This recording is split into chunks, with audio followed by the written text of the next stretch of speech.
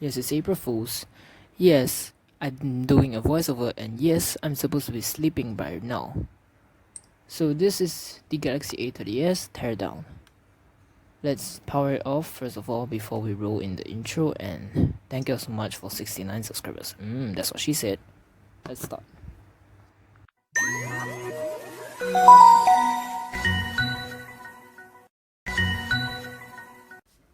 To start, let's take apart the back cover. Now follow my finger as it guides you on the adhesive that the OEM haven't taken apart A30s does have. Once you heat it up, you can just peel it off by using your hands since this is a plastic cover, also called as glastic.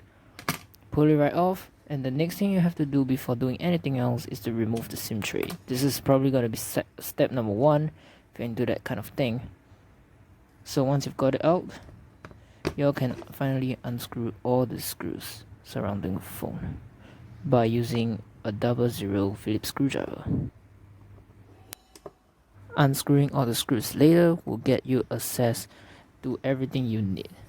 Now you just need to take your guitar pick and then slide in between the mid frame of the phone and the frame of the phone that you will be touching. Just need to slide it in and just slide it down. So do it slowly as you don't want to do any stupid stuff to the paint or anything else. Again, slowly does it. For me is the struggle starts when I start via the SIM tray there. As you could tell, I do really have some difficulty doing this, but once you get started, it's easier. Pulling off the whole back piece. As you could tell, again, struggling again. So once the circuitry have been exposed, here's everything about the frame. It's plastic, number 1. Number 2, it contains a loudspeaker, the antenna, the buttons, so if any one of these breaks, you'll probably have to replace the whole frame. That makes it easier for you. Now at this point of time, I decided to turn on the phone.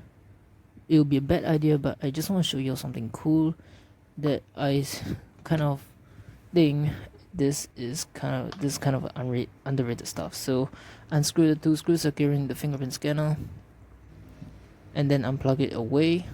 Here's the fingerprint scanner. So what I did is I launched WhatsApp at this time. Yeah, actually not supposed to do this. And then I tapped on where the fingerprint was scanned. As you could tell, the green light shine through. This is how it detects your finger.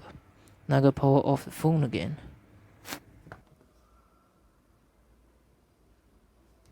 And continue on with the teardown.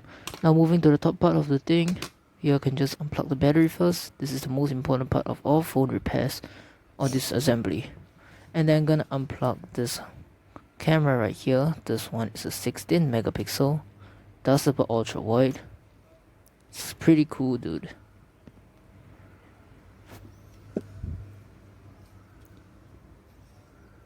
And then now we can finally unplug the mains to the PCB cable to the screen cable extension, and then just unplug it from the PCB and the screen cable. Make sure you unplug everything from the side to avoid making any expensive mistakes that I almost did. Now that I'm gonna free the fingerprint scanner by unscrewing the 2 screws and unplugging the cable, I want to show you something different about this one and the front camera. Again, both of these were camera style as what Zach Jerrick say, so you just gotta put them off to the side. Now I can unplug this wire cable. I prefer you all to use a razor blade. That one is easier to use in this process because it does have more grip than it does have. So when you lever it all the way away from the phone, and then you just need to remove it away from the grounding clip and everything, you just get the whole antenna cable out.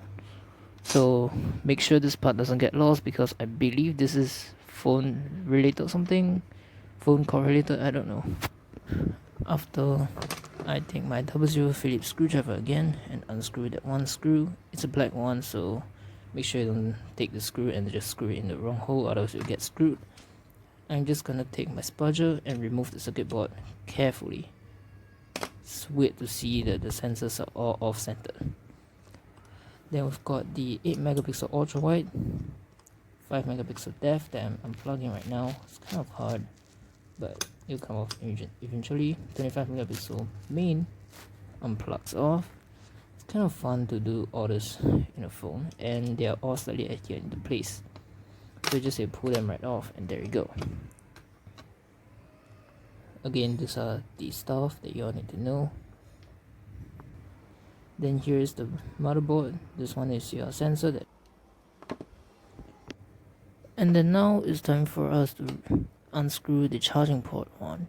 I almost missed a screw, and if you miss a screw, you'll break your charging port when you remove it, since it's slightly adhered into place.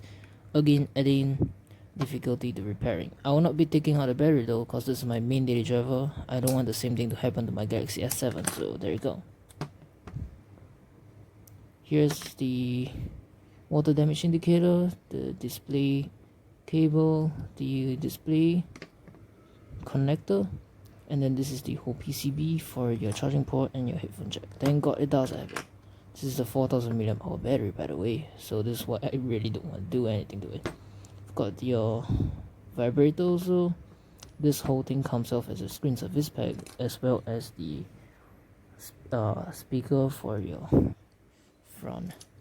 Now we're just gonna put on the PCB back, screwing that one screw back in, and then we can just put on this camera right back in, or a sensor, whatever, making sure to wipe it perfectly, since I am using this phone and I just wish no fingerprint mistakes is just there, you know. Then now I'm gonna plug in all 3 cameras. Again, I'm kind of impressed with the Galaxy A series setup. And then we can just plug the whole circuit board back in. Now before we plug in the battery, we have to plug in the antenna cable. This one I believe is for the signal, whatever, as I mentioned earlier in this video. So you're just gonna route it all the way back in. I'd rather you have to use a spatula, and then you can just press down the other end, plug in the camera, plug in the extension cable, starting from PCB. The screen doesn't really matter which order. And finally, the one that is connected to the main board to transfer its signal over, you know. All sorts of good stuff. So I'm gonna plug it in again to make sure nothing really happens. Plug in the battery, turning on the phone to test if everything's working fine, except for the speaker, because the speaker isn't placed in just yet. The loudspeaker anyway. Testing on the screen. So you could tell the touch sensitivity still works great. Now this screen protector right here is meant for A10. Jesus Christ. Don't know who the hell named the packaging as for an A30s, but you just need to know the screen's working fine. It's just a screen protector that makes it look really cropped and all this. Then now we're gonna put in the frame for the phone. This is the part that is really satisfying if you are into kind of snapping on your snappy snaps on your phone. It's kind of satisfying, to be honest. And the last part where it snaps on really tight, it's just really hard. I really don't like that last part. Powering on the phone to test if everything still works. And then I'm gonna take the SIM tray and SD card combo in, put it right back in, and screw in all the screws. Now you just need to adhere on your back. Use new adhesive. Mine is still strong, so I'm just gonna apply mine back. Now once that you have squeezed on every single corner of the back, your phone is good as new or repaired by right. So this phone itself overall is kind of great. I mean, I've been using this for a month already. MKBHD number 2, hahaha. Camera's great, everything's great except for the storage. This thing, it's literally a flagship phone in a budget body, in a budget chipset. Thank you so much for watching. Enjoy this video. Peace.